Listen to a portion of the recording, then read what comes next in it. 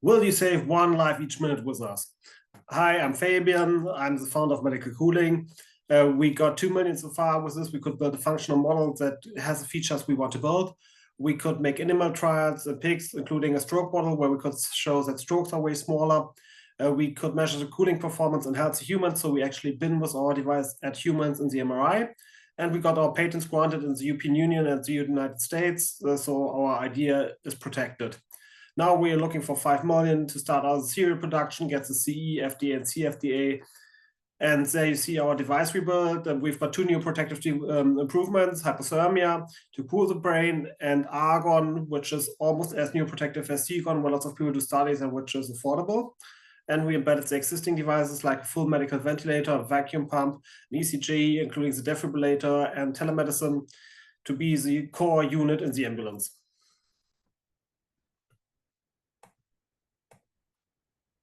So why now? So if I had the topic football or European football, you call it soccer, it's a really big sport in Europe and it was a really big thing, and there was lots of resuscitation going on in the European Championship where players actually did promote resuscitation. And there's new guideline statement by the German medical associations that states that patients could be cooled as fast as possible. So it's time to come for cooling. There are medical records now for 5,200 years that cooling is beneficial for patients, so we should go there. The European guidelines recommend cooling. It's different from the international guidelines, but at least the international guidelines now say that the reason why it failed is because they cooled 5 hours after arriving in the hospital. That's simply too late. This is why we want to start cooling already in the ambulance. Yes, we need to start cooling fast. There is a point where it's too late for the patient.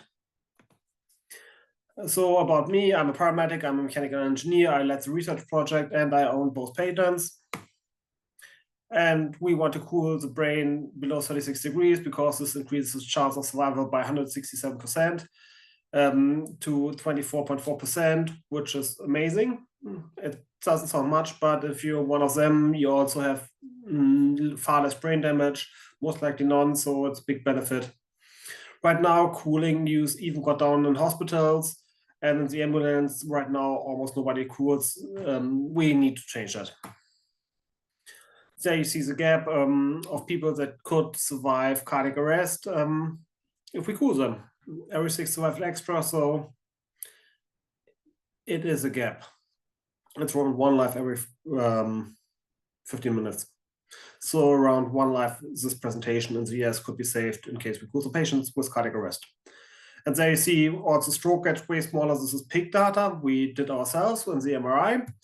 And the strokes are way smaller when you cool the pig. So we think it will be the same in humans, but we need money to do the trial in humans and stroke, which needs to be decent big because there's many ways where stroke might be in the brain. And hardly any stroke is like another stroke. So they are hard to compare. So the statistic size to do a decent trial is large. Why we believe in early cooling is pretty easy. There's really good cell data. If you start early cooling, you can prevent brain damage there. So 90% is still alive, and the patient don't recognize much that they had a stroke and can live like before. If you start 4 or 5 hours, 90% of the neurons are dead. So yeah, you see not much to say for the patient.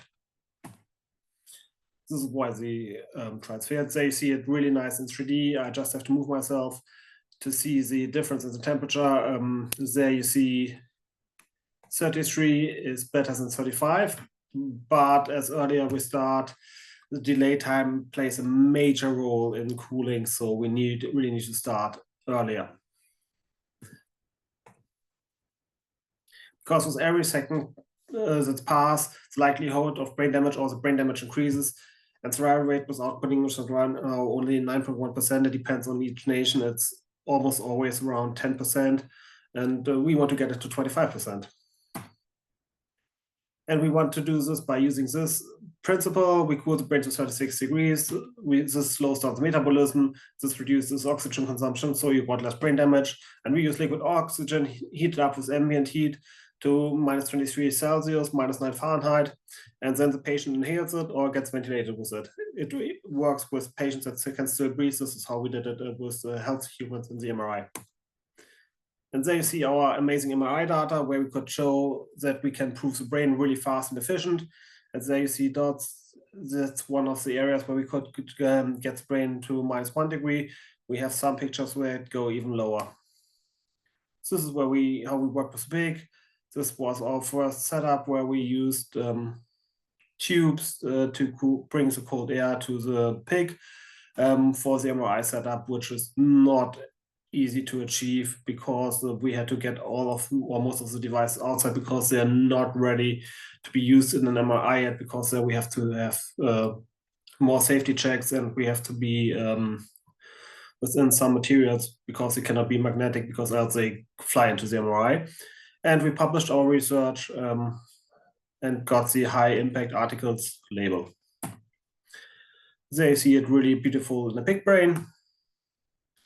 There you see the stroke volume, and we compared it with other techniques like a probe in the brain or with the thermal cameras. So we validated it, and we all could show that we can cool a pig really well with cold inhalation.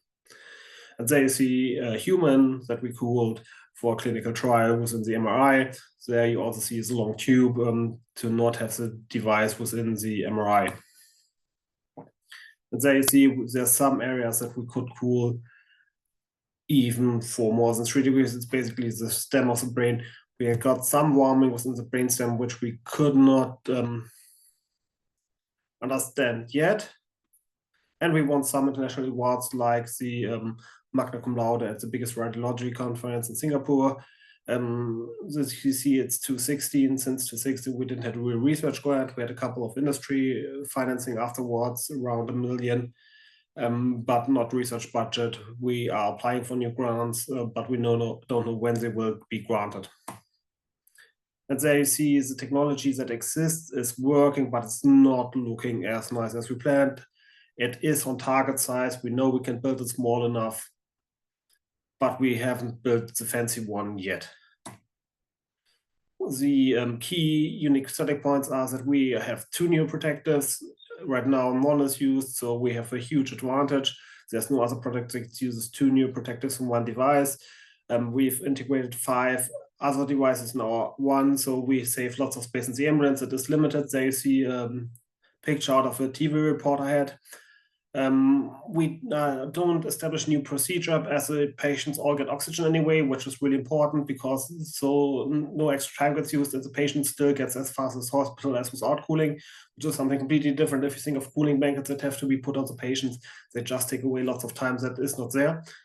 And we're really compact and portable, which is important because we also want the device going to the patients to be starting with cooling as early as possible. So it needs to be able to carry from the ambulance to the patient, with the patient back to the ambulance, and it might even be carried around in the hospital until the patient is on the ICU. And this is basically what we are planning to do and where we want to change the ambulance. There's some more use cases, especially in childcare.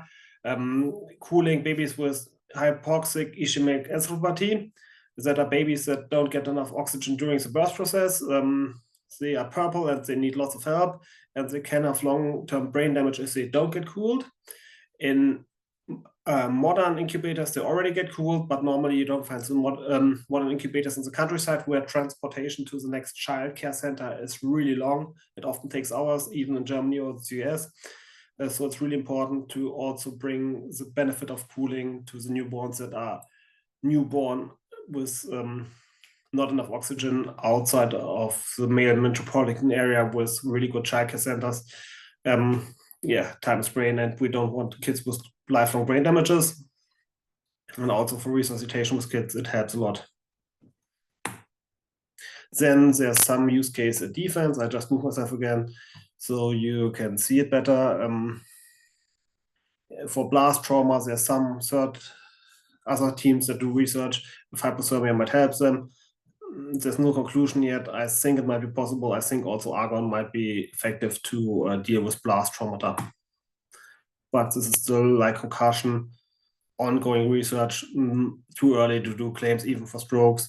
Where I've got really good animal data, I cannot make claims yet for humans. Market size is roughly 400,000 ambulances globally that normally change the device every 5 years.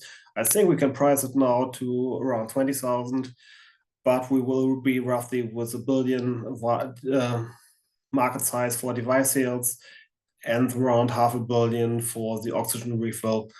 This is the market size with the ventilation part. We figured out that the thing where people actually paid for or willing to pay for, and where we find lots of studies ongoing, and it hasn't been solved yet, is ambulance reimbursement.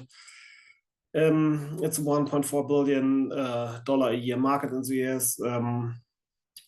It's really hard to set up, but if it's set up, it is really nice from the margin, and it can help a lot, and it needs to be solved in a better way. And the market is growing. We will see around 5 billion that will be reached in 2026 in the ambulance industry. So it grows. Also, this is another thing. There is a need for better reimbursement systems in the ambulance industry. These are still the forms in the US that have to be filled out with pen and paper, and then somebody has to enter them by keyboard for the reimbursement process. This is the next page. You see it's not really comfortable, and this can be optimized. So we also integrated some telemedicine features.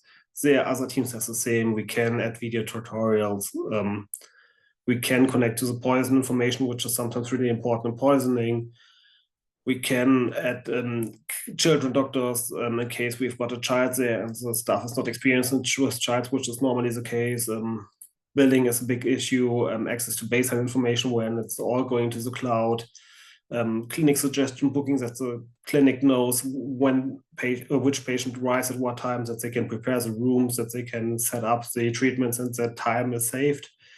If the patient paramedics don't know what to do next, we can guide them with question trees and protocols and suggestions what to do next, and prediction how a patient will develop. So if it might be better to drive to one clinic or the other because they can do this treatment or not. Doses calculation for children, there are lots of digital features we can add. Yeah, there are different players on the market. There are telemedicine players, there are ECG players, there are hypothermia players, there are ventilator players, but non-combined player. And space on the ambulance is limited, so it makes sense to put it together. Time is limited for the patient often, especially on cardiac arrest or stroke. So it needs to be easy and needs to integrate into existing workflows, and the focus needs to be on the patient. So it should help, but the people should not recognize that they do something extra, and they only should see that the outcomes are far better than before. In the US, we are class 2 device. We spoke to some people at the FDA, the email exchanges, but we haven't started the submission process yet because we don't have the funding for it. Same in the European Union. We know why we're rated, how we're rated, what to do next, but it only makes sense when we have enough funding. And there are lots of third-party studies and data, guidelines for hypothermia. Happy to send them to you and update them all the time. And things are happening there, but not as fast as we wish. And if you invest, we can put it together for 3 million. We have really high customer acquisition costs to go to federal level. We try to get them, we try to talk to them. It's hard to enter the market, but if we get there, we will stay there. And we plan to give away 25% of the company to get the money.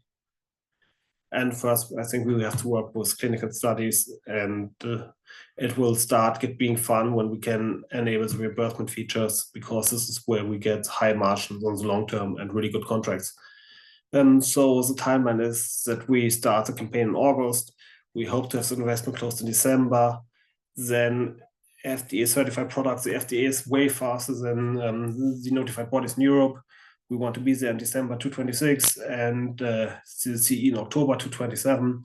And I think then in 2030, the company might be ready for an exit, because then we hopefully are enough ambulances and show the world how we can save lots of people.